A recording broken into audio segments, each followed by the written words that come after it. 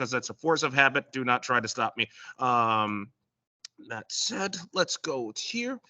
I have the Unreal Engine game launcher.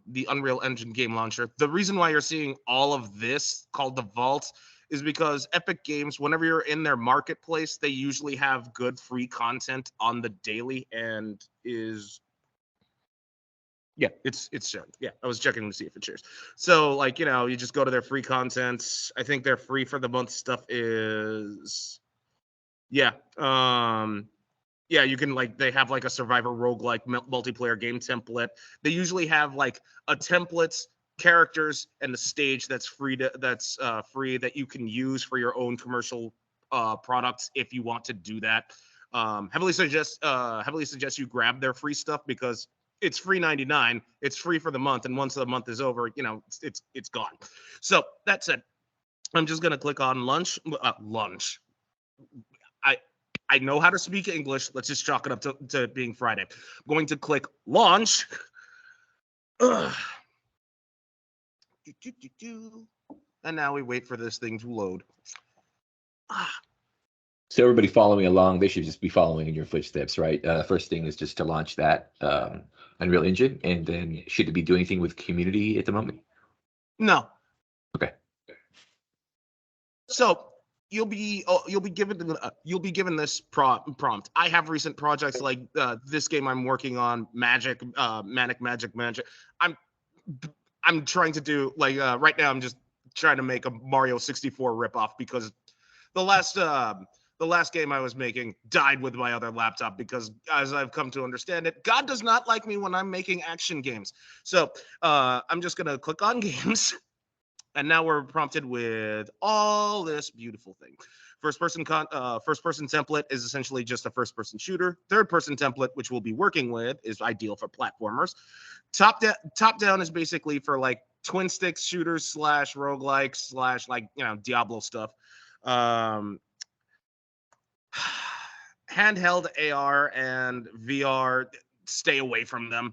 Like from what I've been told, they're buggy. I have been approached to add for VR games. I wholeheartedly oppose them for a lot of reasons. Namely, you need to have a very spacious environment. You need a very spacious environment to take full advantage of anything VR related. And two, I still believe VR is a fad. Three, you still have that nauseousness. And vehicle templates, self-explanatory. The beautiful thing is, even though these templates are separate, you can import these templates into the main project that you're working on. We can do blank, but no, we're just going to go with third person. If you don't see this tab, like C++, and I do, but if you didn't do like the visual community Unreal IntelliSense thing, then the C++ tab will not work for you. I'm going to have it highlighted, but if you want to leave it at Blueprint, there's no shame whatsoever because this project will delve into Blueprint primarily. I'm just going to use, again, C++, and I'll call this project Simple Platformer. Please make sure it is all one word, as Unreal Engine does not like spaces. You can use an underscore. I'm not doing that because that's not how my pipeline is set up. And then I'm just going to click on create. Boom.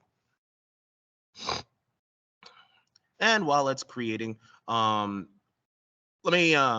expand a little more on like some of the marketplace stuff in terms of like what you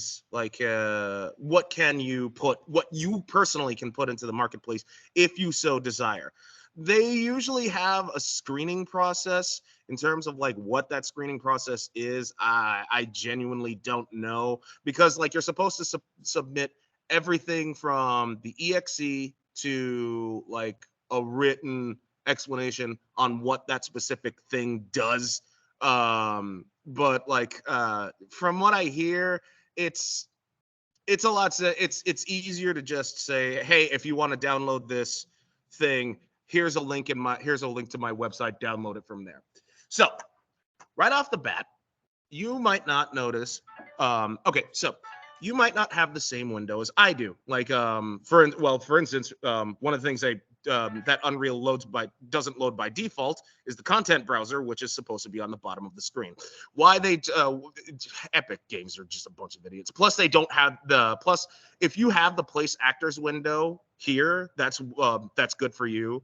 9 times out of 10, if you're starting a new project, this place actors window will not be present. So I'm just gonna hit X, close it out, and if you want those windows up and running, you want to go to Window. You want to scroll down. I have world settings. Okay. I'm going to click on Place Actor. So that comes up. And then Content Drawer. Click on Content Drawer here to open up your content browser. So Content Browser is, it's self-explanatory. All of your stuff goes here. So that being said, if you let me explain some of the movement controls. While your mouse cursor is in the middle, where you in the middle here, if you hold down right click, you can move the camera around. If you hold left click, you can move forward and back. If you hold the left and right mouse buttons, you can move vertically. But if you're like me and you don't like holding down the mouse button to move around with the left mouse button, hold down the right mouse button and use the WASD keys to move around, because that actually does save a lot of time. And if you don't like the camera speed for whatever reason, if you click on this little icon here, camera speed, you can move it up. What I love about the newest update, my God, do I want to just Epic Games, for whatever reason, the max camera speed was always at 8. And I know this seems like super fast for you, but my last game that I was working on before God decided to take my laptop away from me was a sandbox map. And I actually did clone GTA's entire formula, how they did it in terms of like vehicle AI, random citizens moving about, out and about, making sure that the level stays at a constant frame rate. But because the city was so massive, like the city level that I was making was so massive, this kind of camera speed, 8, which is at the camera speed which is at 8 right now, was way too slow for me. So something must have pierced their 3-inch thick skulls. It was mouth foamed idiots. Then they finally made the camera speed super quick, 32. Anyway, so I'm gonna go back to I'll just do 3. And now, one thing I wanted, the other thing that you might notice is that there is one window. If you're like I like working with multiple windows at a time, so I'm just gonna click on this little icon on the top right, click, and we have these 4 windows. And if you want to change the views, I'm going to change them to my usual ones. So instead of perspective, here, I like having it left. On this view, instead of back, I'm going to do top. On this one, I'm going to do front. And here is my perspective view. And on top of that, you might see real time is off. What does that mean? Real time being off means if you're using particles or anything like that, moving parts that are supposed to move in real time, then it won't be, with real time off, you won't be able to see it in real time. Just click on that to make sure real time's on. And that being said and done, let's start creating our first level. To do that, we want to go to File. We want to go to, before I continue on, are there any questions before I move on? Because I don't want to be that guy that's just all like, mile a minute. No. Okay. That said, let's click on File, New Level. Open world is stupid. Empty open world is equally stupid. Basic is good for outdoor levels. Then what's the difference between that and open world? Trust me, open world is stupid. Empty level is what we're going to be working with. So let's click on that and then click Create. Now, as you can see, we have literally nothing. It's just completely black. That's fine. Because there's no skylight, there's no sky dome, there's nothing, which is completely fine. Because we want this level to be very closed, very simple. As I said, simple 3-bedroom house. So how do we add stuff? We can over on our place actors tab, we see that we have lack actor, character, da da da da da. But if we go through all of all of these options, we have directional lights, camera, da da, shapes. Shapes, I don't know why they have shapes here. They're because you could literally find these things in the content browser too. Anyway, so basically what we want is geometry. Click on this. And now we want to click on box. We're going to left click, drag it out to here, and we have our little box, a very, very generic looking box. This box will serve as the basis for our level. We're going to make this huge and then hollow it out. And we'll just have the main character move between them. So in order to do that, I'm going to minimize this window, go to my top view because that's just how I do things. And over here on the brush settings, we see X, Y, Z, 200 across. So it's, what does that mean? It's 200 units across the board, 200 units on the X, Y, and Z axis. So we need to up it. So how do we do that? So we just go here. Like I'm just going to hit, I don't know, or just, let's say I'll just do, I'll do 1500 across the board. 1500 tab, 1500 tab, 1500. Boom. Okay. So we want to leave it as additive. You might be tempted to tick this box hollow, which means it's hollowed out. Don't do that. Leave it alone. Leave it alone. We're going to hollow it out ourselves.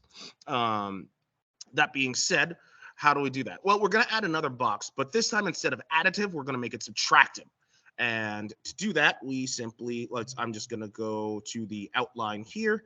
I'm going to go back into grab my box here, drag it in, plug it. And now we want to, instead of additive, we want to click on this and say subtractive. So now it's subtractive. Wait. How come we can only see 3 sides? Well, technically speaking, we're inside an added box. We literally subtracted the space in order to start hollowing this out. So you might be wondering, wait, why is there a hole here? Because we made a hole here. So in order to fix that, we need to literally just drag this up. I'm going to go into my front viewport, and I'm just going to click on the Z-axis. Or actually, you know what?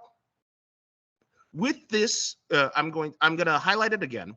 And with it highlighted, I'm literally going to hit up on the up arrow key to move it up in my selected viewport. So, up.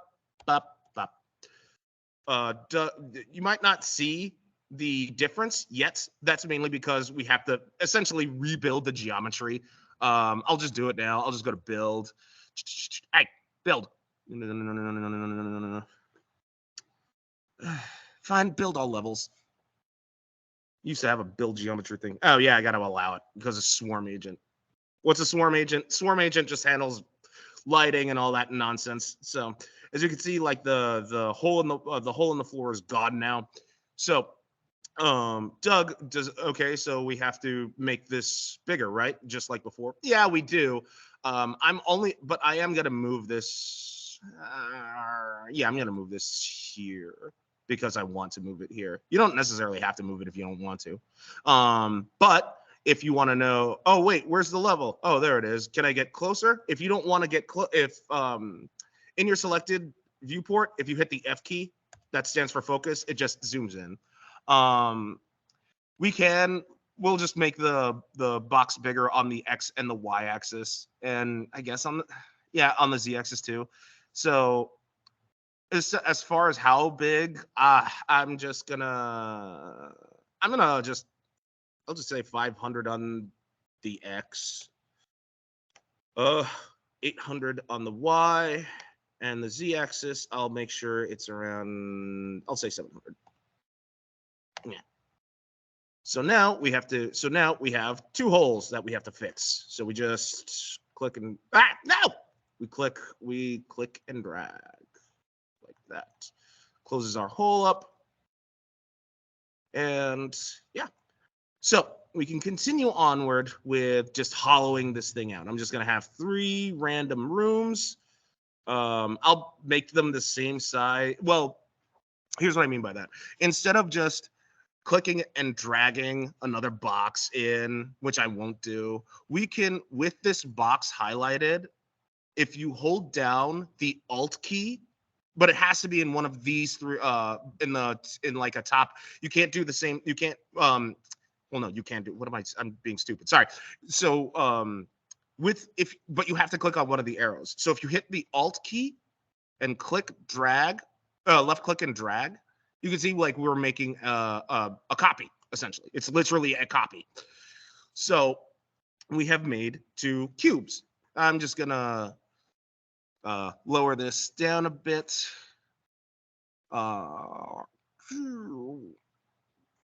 There, and move this in. And then I'll make another copy. Alt, left click, drag.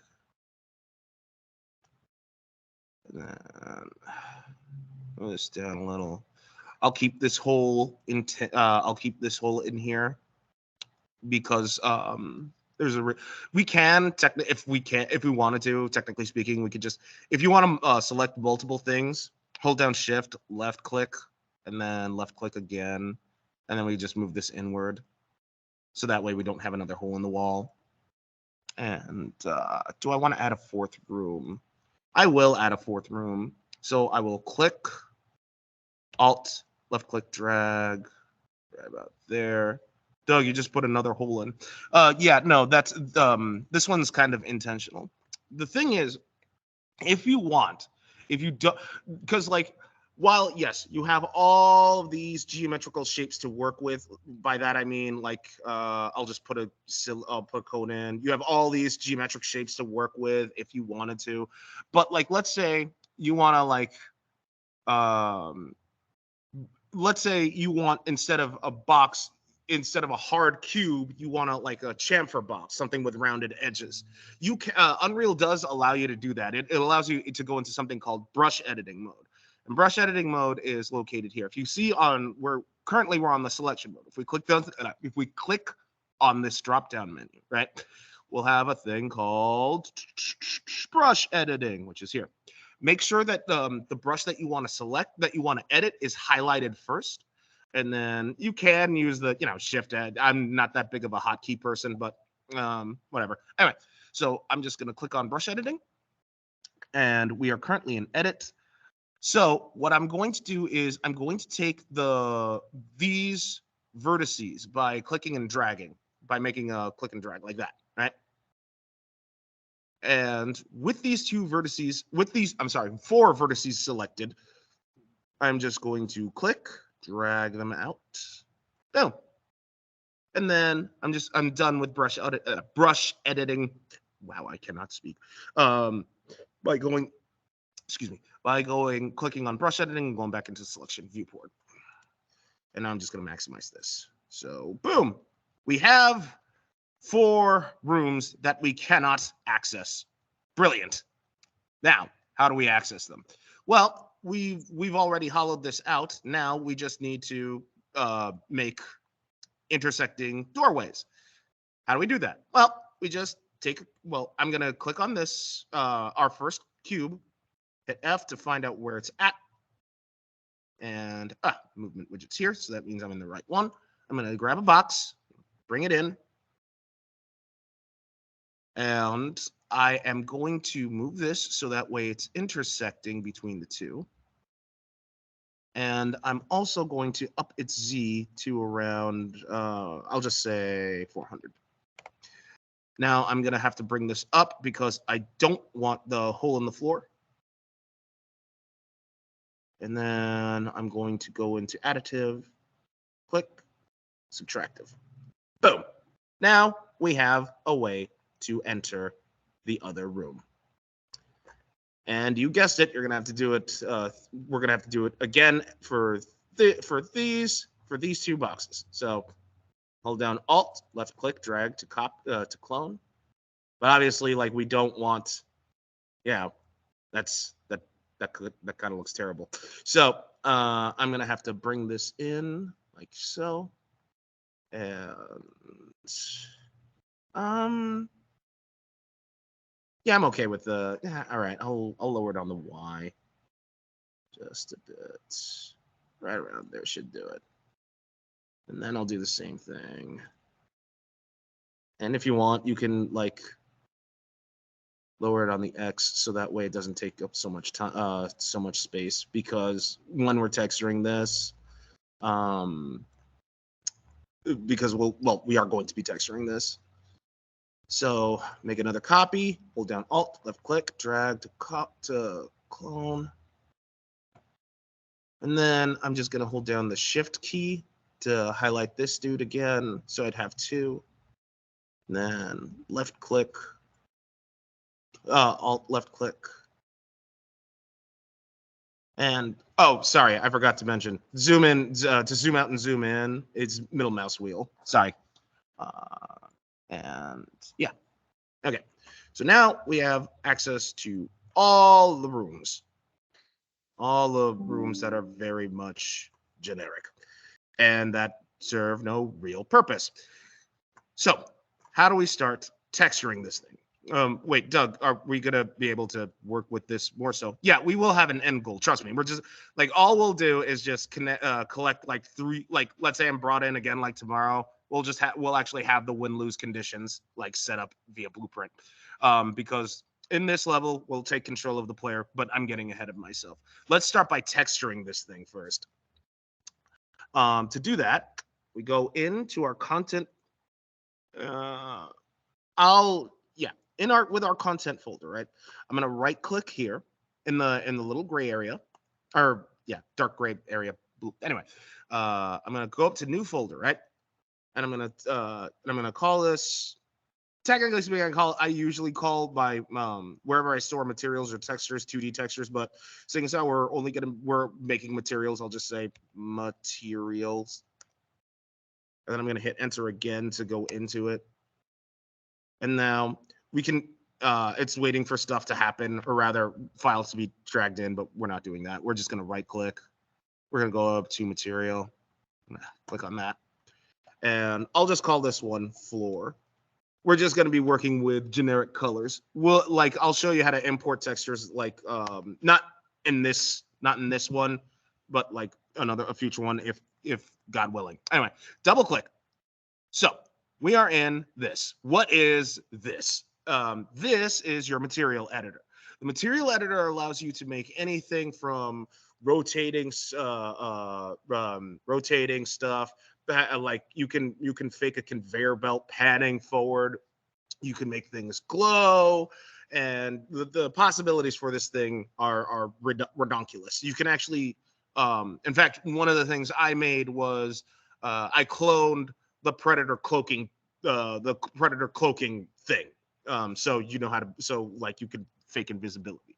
In this case scenario, I'm just gonna have we're gonna use something called a constant 3 vector. A constant 3 vector is RGB, red, green, blue. So that's literally it. You could right click and type in const, go to constant 3. This is where I love hotkeys though. If you hold down the 3 key and left click, you got your constant. You have your constant 3 vector.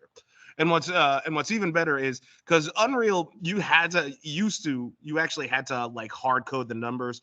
Thank God they got bitten by the smart bug, because that was those idiots. Anyway, they finally made it so that way if you click on this little black color right here, you can actually the entire color palette is open to you. So you can actually like just I'll just pick that kind of blue. And if you want to use that color for later, but you don't want to, if you want to save this particular color scheme, just click, drag it up to here, and you can add for future reference, and that way you can actually use it for future reference. So I'm just going to click on OK.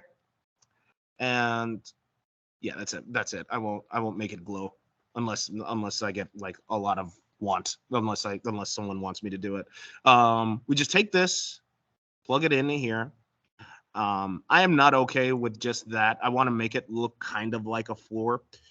So what I'm going to do is I'm going to use, because Unreal does have its own starter content, and I'm going to use that as the normal. So if you could right click, type in texture coordinate, but I'm just going to hold down the T for Thomas key, left click, and we have a texture coordinate. So it's going to want a texture here because there is none, obviously. So if we click on this little thing where it says none, we're open to Unreal's like default textures.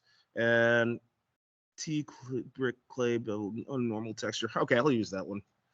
I'll click on that, and we have our normal, and we click and we put that into the RGB, and then we have a semi brick thing.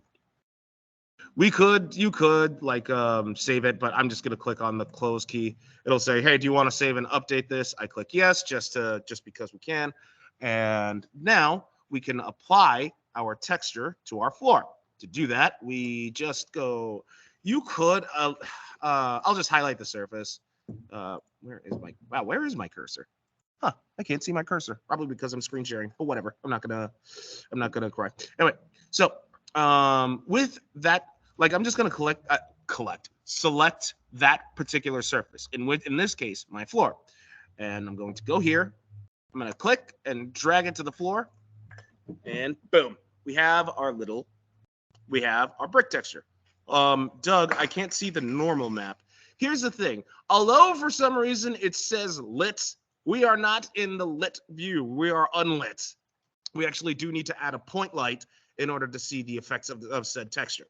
So to do that, here's again a good hotkey. I mean, we could go into our place actors, click on lights, grab point light, etc., etc. But I'm just gonna hold down the L key and left click, and boom, we have our beautiful light. Our beautiful light that's giving the normal texture, that's actually giving off the normal texture. Why it was saying whatever. Anyway, so if we were to, let me zoom out for a second to show off what the light is all about. Okay, so that blue ring you're seeing, that's the light radius, how much the light can affect. If I were to grab it and move it on the Z, move this inward a little. Okay, so this is how far the light can go. As you can see, anything past the ring it's not really affected. So what can we so let's go into the light properties, because some things need to be really explained. Intensity is one of them. Intensity basically means how bright your light is. And if I'm going to max this out. So be prepared if any of you are light sensitive, just be prepared. Here I go, increasing. Boom. So now it comes back to normal. But like you can actually see the effects. It's a lot brighter in here now. So in terms of the attenuation radius, the blue ring that I was mentioning, I mean, you could increase it, but I'm just gonna click on this little arrow that allows me to undo the change, mainly because while yes, it does the bigger the attenuation radius is, the more stuff that's affected.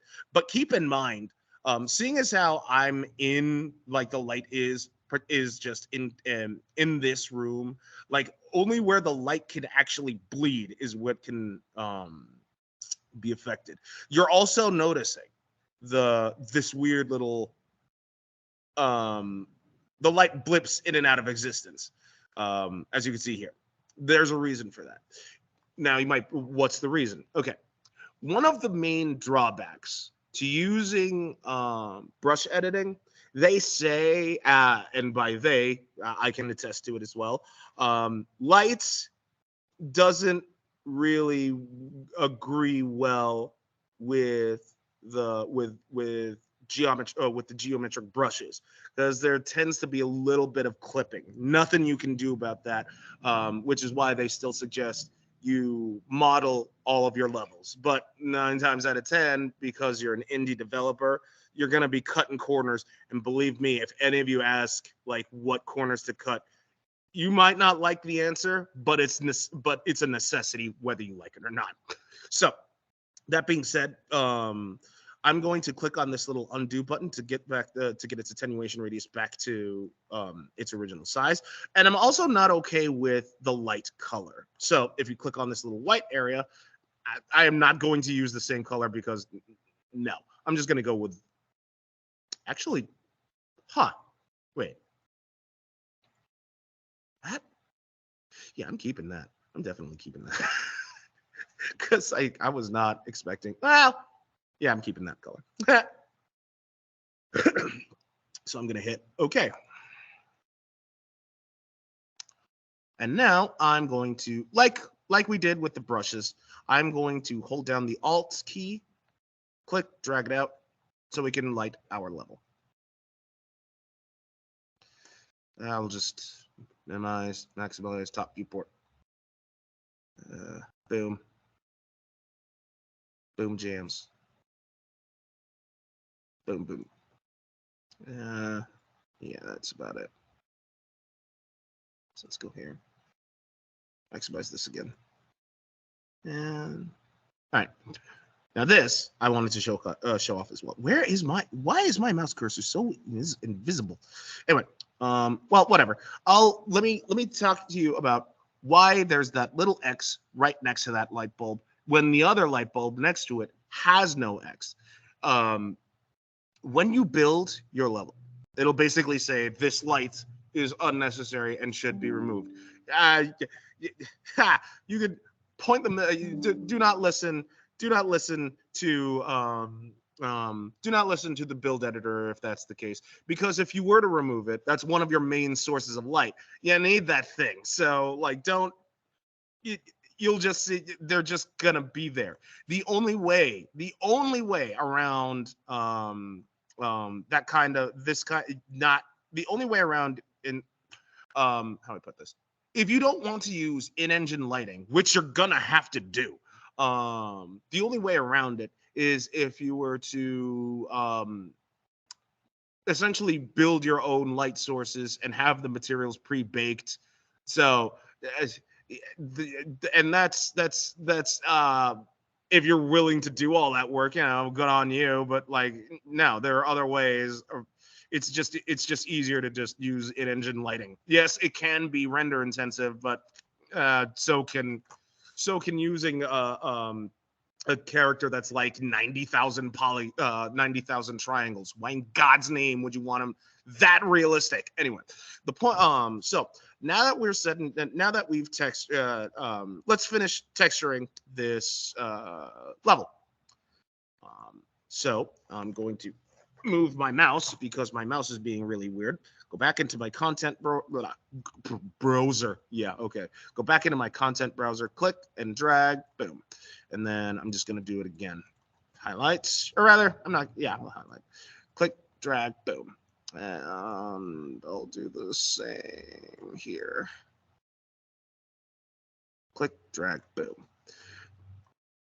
But you know what?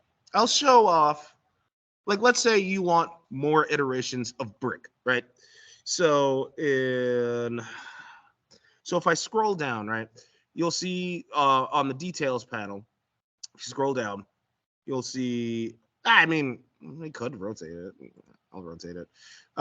Just to show I can. Then with scale, I'll just say that and that, and then I'll hit apply. And we have a lot more iterations. If we wanted to do that. That's if you want, like, the only reason why I'm just being so ham-handed, coy about it is because, I mean, this is just a test level. Eventually, we will get into more advanced material goodness, like how to have your material, give your material like a pulsating light, like later on in the future. It's anyway. So, let's make. Yeah, let's do a wall texture because, well, yeah, let's do a wall texture. So I'm gonna right click again, material, wall, enter. I'm just gonna maximize this by moving this window up. Do constant 3. Let's use yellow. And I'll make this glowing because why not? So to have it glow, we want to have anything glow. We need to plug that into the emissive node. But in order to have any form of glowing effect, we need to multiply this color by a value. So we could right click, type in multiply in the search, or you can hold down M for Michael, left click, and get your multiplied node up and running. We plug this into A, and as far as B is concerned, I'm just going to hit 15 and be prepared because, again, like last time, there's going to be some bloomage. So if we take this, plug this into emissive, there we go. We have a now glowing thing.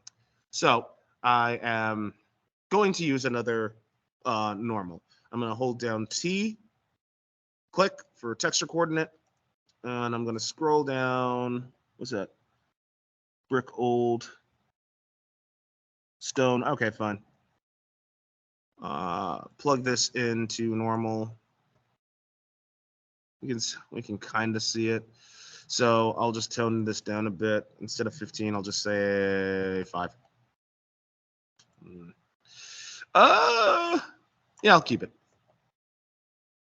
So close, save, yes. You could, like, if you wanted to highlight all the walls, just highlight a wall, hit shift, hold down, hit shift and W. But that kind of works. It's not, I can tell you right now, it's not 100%, that it doesn't work 100% of the time. So if it works now, I'll be legit surprised. But like, anyway, so I'm just going to click, drag this in. And now we have all of our walls high. Oh, wow, it did work. Huh. Looks like Unreal does want to work with me today. Knock on wood. Either way, we have our nice. Oh, no, wait. No, I was like, oh, wait. Oh, so it didn't. Okay, so it did miss all the ceilings. Good. So anyway, we have our more or less textured level. It looks terrible, but what are you gonna do? That's the beauty of prototyping. And wow, okay, I missed a room. Oh well. I'll fix it later. Let's actually get the character up and running. So how do we get a character? Typically speaking, in world settings, you can hammer that out by creating a game mode if you want. There are other ways around it. For now, we're just going to put our character in here and have that character move around. So in our content browser, right? I'm going to go back into content. You want to go into third person, double click that. Blueprints, double click that. And we click and drag our player character in here. Now, what you're seeing is the camera, because the camera is literally right there. And the red thing you see is the spring arm. Long story about that. So you're basically seeing the player viewport when we have the character highlighted. If I click on the surface, camera view is gone, which is good because seeing that while seeing that's no. And so I'll just move this character out and shut up, Creative Cloud. So in order for us to possess this character, we need to go into the level blueprint because each level has its own blueprint, and it's necessary for each level to have their own blueprint because they're going to have, in order for characters to have like specific, for any game stage that uses triggers or any of that nonsense, it has to go through the level blueprint. Same goes with just about anything in like Unity or otherwise. But anyway, I'm getting ahead of myself. So to access the level blueprint, we want to click on that little icon where it says list of world blueprints available, blah, blah, blah, blah, blah. We want to click on that and we want to open level blueprint. Now, here is the level blueprint. I'm gonna move this up. There are two things that you should know. There's event begin play, and event tick. Tick events are they go on forever. Essentially, I mean, there's more to it than that. They go for every tick, for every frame that's associated with that tick. You ever hear of like animations that you say, oh, this animation 60 frames a second? So the tick event would be the length of that entire animation. That's 60 frames and then some, because a tick event doesn't end until the program itself is closed. So we could so Doug, why are you telling us this? Because honestly, tick events have their uses, especially considering when you're using like countdown timers, etc., etc. There's more to that. I mean, I use tick events a lot. But I also use event begin play a lot. A lot, especially when I was doing my rail shooter tutorial series. I basically say, rather than going on a tick event, let's just use event begin play and have a retriggerable delay every X amount of seconds. So, what's the difference between begin play and a tick event? Event begin play only runs once. There are ways around it by, again, having a retriggerable delay every X amount of seconds. So, we're going to be using event begin play. I'm going to right click and I'm gonna I have my character selected. With my character selected, right? I'm gonna go back here. I'm gonna right click, create reference to third person character. I mean, I know it's BP third person, but I'm not gonna. Anyway, so then I'm also gonna right click again. This time I'm going to type in get player controller. The player controller is the player. You are the player controller. And if you're wondering what the index is all about, it's the index 0. That's the first player. If you want to do so, like this is when you're playing around with player indexes, that's mainly for multiplayer purposes or co-op play, etc., etc. Anyway, so we're gonna drag out this return value. And I'm going to type it, and like with that, I'm going to just type in possess. And it's going to be asking, what is it going to be possessing? We're going to possess the third person character. I'm going to take this, plug this into here. As this is Blueprint, Blueprint's really good scripting. I'm going to compile. And you know what? Rather than, I'm going to show this now because there's an option. If you click on the 3 dots, right? Save on compile. Okay, can't do that. Because like in Blueprint editors, you can save always instead of compiling, saving. I just save on compile all the time. So I'm gonna click on play, and there's a good chance that the level will tell me that the level won't start until I actually save this down to something. Let's just hit play. Oh, never mind. And look at that. Yeah. Wait a second. Yeah. That's weird. Could not. Hold on. Let's play. Huh. I cannot control the player. Why is this? I will find that. Let me try. Boop. Boop. No. Yeah. Okay then. Yeah, I can't use that. Target. In pod. Back. Pile. And I'll just hit save all. Save all. I'll just call this closed level. Either I'm colliding with something right out the gate, or it just does not want to move for me. Only one way to find out. I'm going to go into where is the open world map? Maps, third person map. Let's play. Huh. That's weird. Okay. Closed level. And would you mind going back to that level blueprint where you modified the player controller? Sure. Just for a second. Okay. Open level blueprint. Oh, of course you did that, Unreal. Hold on. Where? Ugh. Give me a second. Because I saw you made the player controller, and then I looked away, and it was gone. Oh, I'm sorry. No, you're good. There you go. So can you explain that again? Sorry. Sure. Okay. So event begin play only runs once. You want to use get player controller because you are the player. You want it wants, and you need to possess, and it's and from there I drag this out, type in possess because it's because we as it stands. Let me put it to you this way. I'm gonna alt click out of. I'm gonna break this connection by right clicking. I mean, I'm just gonna hold down alt and left click to break this connection because once I compile and if I play now, Okay, that's weird. Yeah, I don't know. I changed the index to 1 instead of 0, and yeah, I got a separate one that I could actually move around, but it wasn't Okay. the one I placed. I'm gonna go into world settings for a second, because like the thing, wow, game mode is none. Why is the default player third person character? That literally that should not happen. Okay, so let me explain what the game mode is all about. In Whenever you're using whenever it is recommended that you make a game mode, this game mode, I'll just click on game mode, and if I expand, you'll see like, oh, what's the default pawn, this.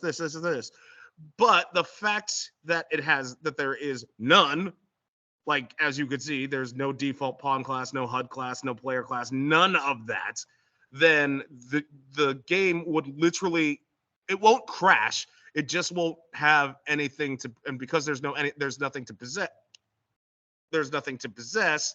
it shouldn't spawn the third person character. But for whatever reason, it's doing it right now. Anyway, so that's strange. So anyway, we take the player controller and we put this into target, because it's asking, hey, it's like, hey, I need a player controller to actually work with. So that's where this comes in. And then with the with the third person character selected, we go back into here and we just right click get a reference, because it's going to say, okay, what's the pawn class that you want to possess? You click on this, drag it to here, and then plug it in. Plug that into event begin play, but for whatever reason, the character won't move, which is really weird. I have no idea why Unreal's doing that. That is the stupidest thing I've seen some stupid things. But either way, you said if you replaced the player index to 1, that works for you? Yeah, I just made it 1 and it spawned in a different person. Huh. I was able to move her. Yeah, I don't know. Well, no, that's no, when you put it in as 1, well, yeah, did you get the your like, I don't know if you got, I got the error. Yeah, because like it doesn't know, because it's actually expecting the second player that's on this to be playing. No, it's looking for the second player, not the first. The first player, first player, like the first in any index would be 0, which is why you're actually possessing the character, despite the fact that you're not being able to move for whatever reason or whatever. All right. So let's actually have fun. Well, whatever. We'll work with what we've got, because like the thing is, at the same time, what I wanted to show off was what it is that you can actually do with said third person character. So I'm just gonna go back into the blueprints. I'm actually gonna double click into this character. You might get this dialog box as well. The reason why Epic does that is because reasons. You want to click on open full blueprint editor in order to actually have access to everything. Now, you might be a little it's not intimidating by what you see, because once you actually start playing with this, playing with UE5 some more, you'll be able to essentially just, you'll be able to make your own blueprint classes like lickety split. So let's talk about the 3 tabs. Let's go into the viewport first. Now, the viewport is essentially you get to see what the character looks like, etc., etc. And if we click on this character, you see, it's using this skeleton, and it's using its a set of animations that were preset. Eventually, you'll be able to basically grab characters from something like Mixamo.com. I'll show you what that looks like in a little bit. A bunch of the animations, and you can literally you'll be able to like make those animations your own. Not make those animations your own. Make essential straight state machines, like what's the idle state look like, what's the run state look like, and be able to basically plop that into here with a different character that you want. But if you wanted to like say, you know what, I want to give this character a box on its head for literally no reason, we could actually do that, because there's this, with this character highlighted, if you have, it's important that you actually highlight the character. You see this, there's this green little plus, and it's called add. We're going to click on add. And in this search bar, I'm just going to type in static. We're going to go to static mesh, not instance static mesh, just static mesh. Click on that. And I'll just say, I don't know. I'll call it ham because why not? In static mesh, where we have none, you can click down, you can click on that little drop down, and we have, I mean, yeah, we only have access to the starter content.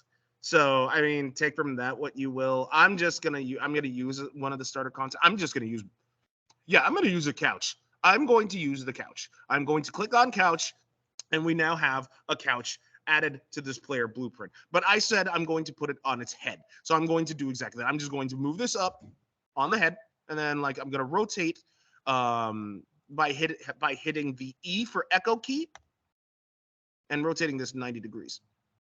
And then I'm going to scale it. I'm going to hit R to scale. And I'm going to go to the middle box here. I'm going to click and drag it down a bit. And then I'm going to go back to move by hitting W. And I'm just going to move it in. There. No, I want this couch to be inside the player's head. There. Now it's awesome.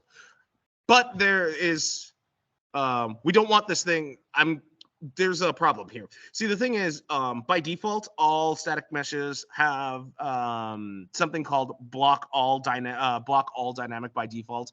We want this thing to have no collision because when we're moving, this thing's going to be colliding with the player constantly. So I'm just going to go here. I'm just going to say no collision because I don't want this thing colliding with the player. I just want this couch to be on the player's head. Why?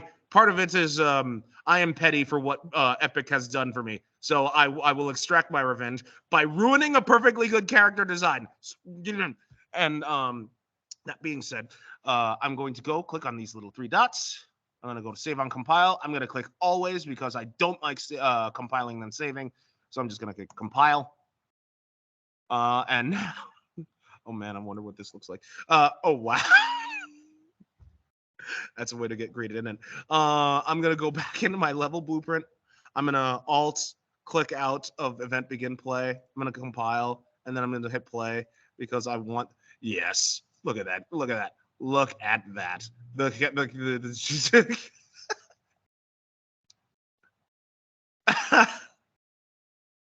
Yes, I love this couch head.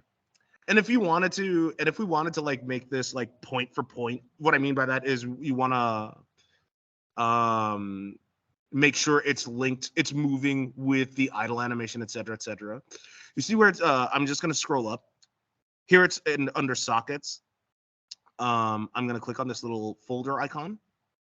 And then what you're seeing right now are all the bones, essentially the bones, the things that make the 3D character move around, like literally, like when it's running, it's leg bones. When it's moving its arms, its arms have bones. As you can see, they're actually like, foot, R socket, pelvis, spine, etc., etc. I'm gonna type in head, and I'm gonna click on head. You might be asking where it's at. Why does that actually happen? That just because it's just like that because it moved up based on the its position got reset. So essentially we need to reset its position, which is fine. We can do that. I'm just gonna go to the Z location we're under the transform bit, hit 0, and then I'm just going to rotate this 90 degrees up, 90 degrees on the x-axis. And now, as you can see, it's moving point to point. So if I compile, I'm just going to hit the green play button here. So that way it opens up a new play window. And as you can see, there's no lag in its movement whatsoever. Why? Because it's attached to the head bone. And if you want to like, if for whatever reason, if you just want to like say, oh, I want to play from a specific point, I don't want to just play wherever, just right click in your game world and click play from here. And yeah. That chair, I am so happy I did this to Epic. I'm getting my revenge for what it did. Anyway, But that's not what we're here for. We want to actually like screw around with the movement controls and stuff like that. So in order to do that, we have to go into the event graph, which is here. We could like I could talk for days about like what we could do for anything from like a fire flower attack and stuff like that. We would actually have to add variables, etc. But I am gonna scroll down on this on the top left, and where it says character movement, we're gonna click on that. Character movement is stuff that we can modify as well, from the gravity scale to how fast we can run. So if we wanted to, I'm just gonna go into this search bar on details. I'm gonna type in walk, and we have where is the max walk speed? There you are. As it stands, it's only at 500. So if I were to just say something like 3,000, oh, this thing's gonna fly. Compile, and play from here. I wonder how bad this thing's in. I mean, it's not bad. I was hoping for something more. Let's try jump. Jump Z velocity at 700. I'll make it 10,000. Oh God. I wonder if I'm pretty sure I'm gonna crash this. Wow, talk about instant transmission.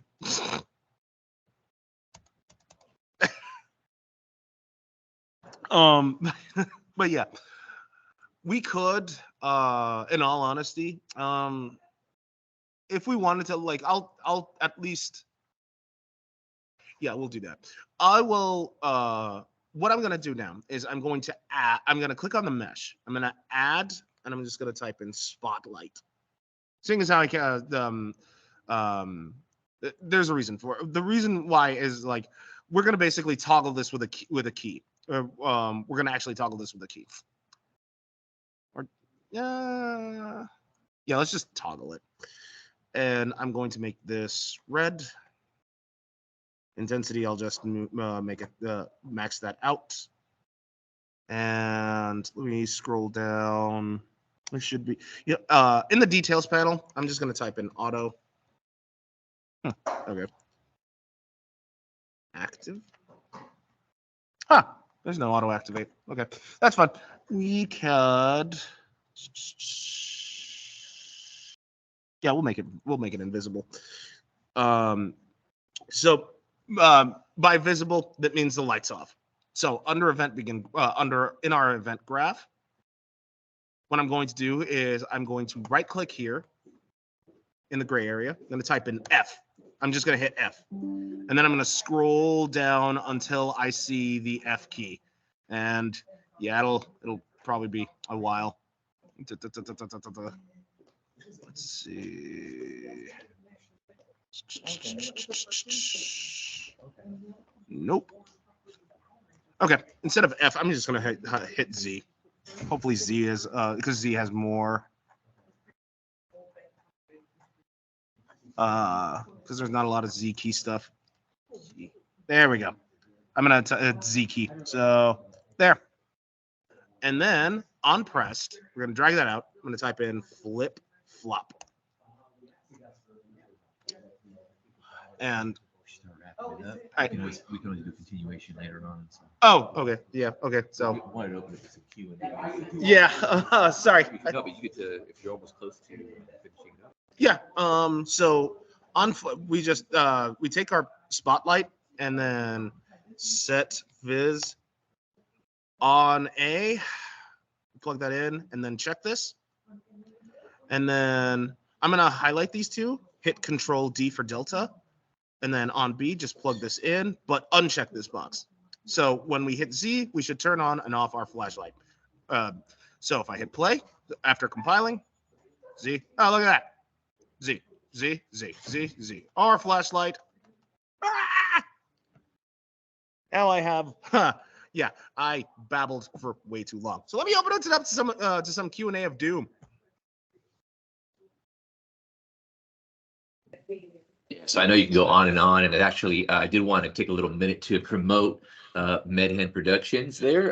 Is it okay if I drop that YouTube link? So you got a YouTube series in there, right? Where you have more tutorials on how to build games. I'd like to drop it into anybody who's interested in following you on YouTube. And I'd love to drop your LinkedIn if you're okay with that. Doug, you okay with me promoting a little bit? That's fine. I'm okay with that. So I have some questions of my own, but I'd like to open up to the floor to all our SkillBridge participants and apprentices. Do you guys have any questions for Doug in regards to the game development space and ecosystem?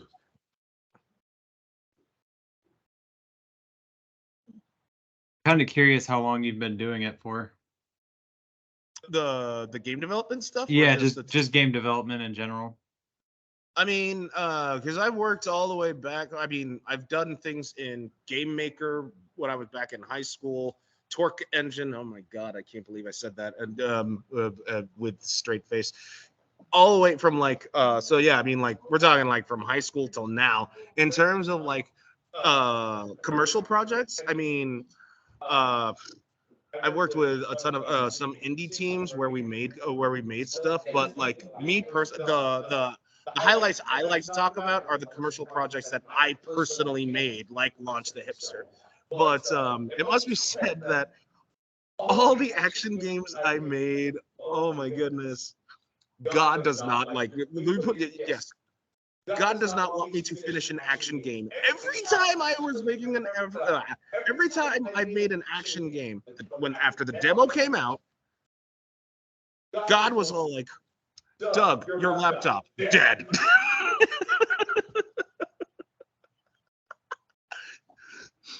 But yeah, so I've been around for like a good chunk of my life in terms of the game dev community. So I was just looking at your LinkedIn. I noticed you got a bachelor's in game development, and you also have a master's in computer science. For those people just barely entering the tech space, do you feel it's necessary to have a CS degree to dive in? What would you say to someone just wanting to break in, and what advice would you give them? Okay, so in terms of advice, it's best to start learning now because let's say you have a CS degree, right? You're great at because CS, you know, you learn the CS stuff. You learn how to code, you learn variables, et cetera, et cetera. The thing is though, Unreal Engine, Unity, Godot, all those games. Well, I take that back. Maybe Godot is the only exception because like Godot is so similar to Python, and Python is super easy to learn. But like Unity, Unreal, their IntelliSense, their keywords, that is a whole other monster and a half to learn from scratch. It's best to learn both trades simultaneously. And I asked you this question a while ago, and you actually were referencing some resources for somebody who, let's say, didn't want to pursue a CS degree.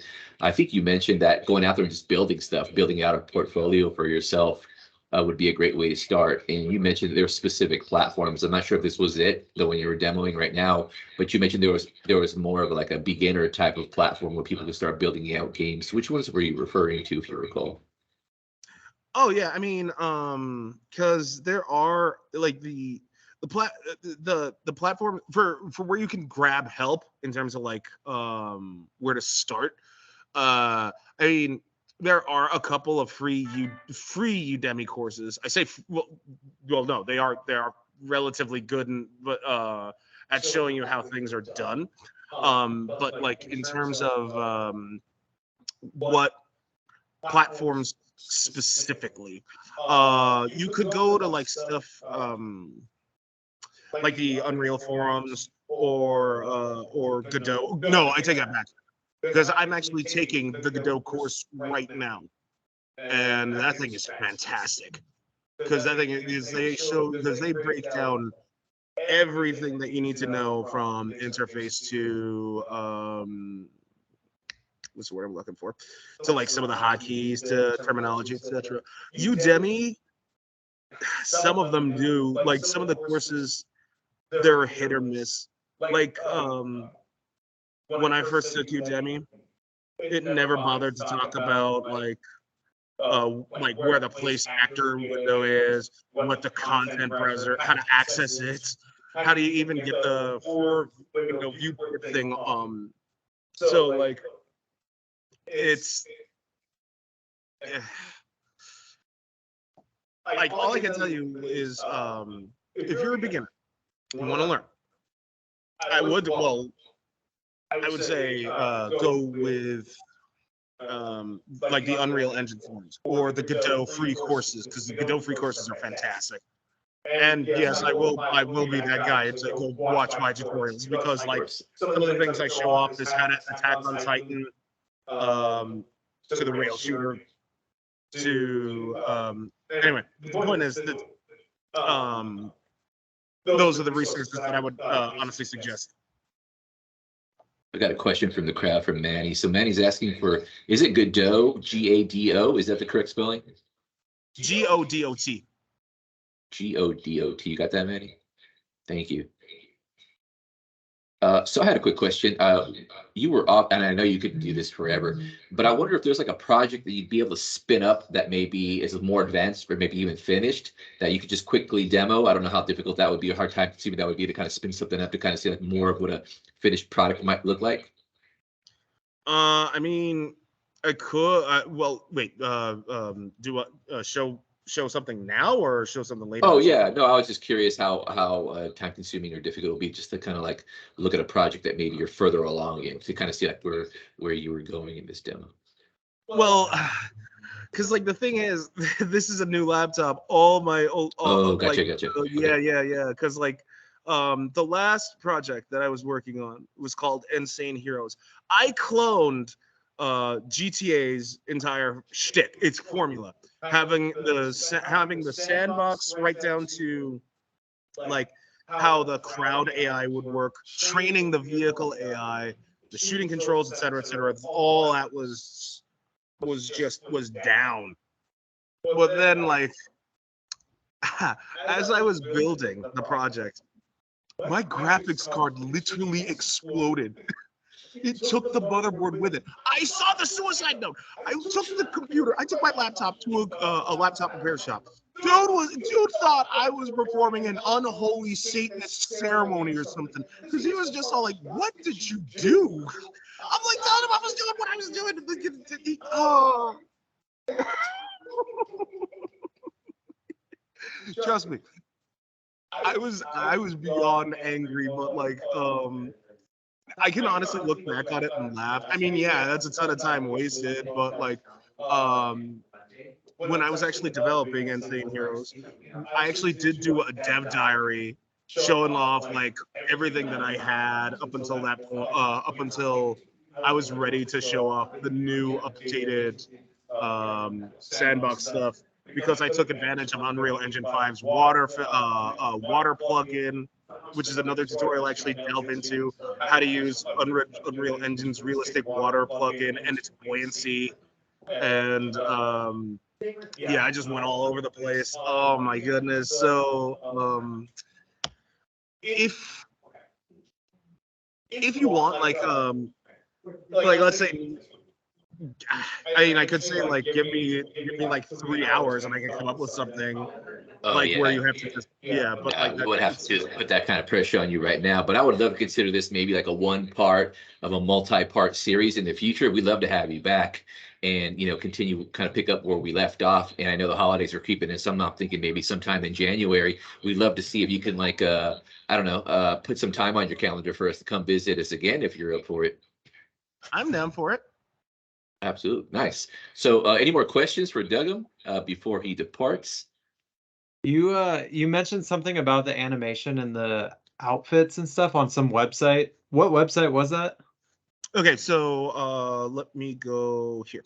Boop, and then Mixamo.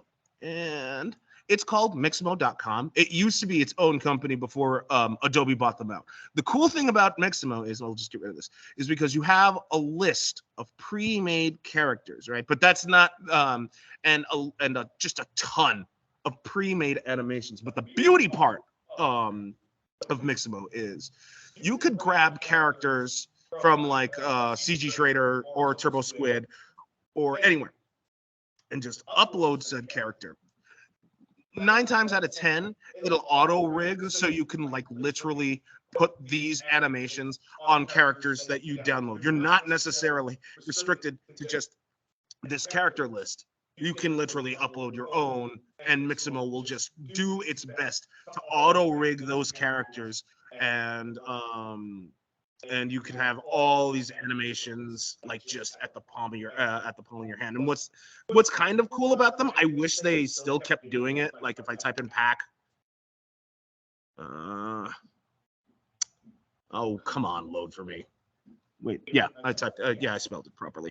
So you see, like you have like creature NPC pack, basic sword, basic rifle. There's actually a pro rifle, pro shooter pack. There's a sword and shield pack with 49 animations ranging from like a taunt to like a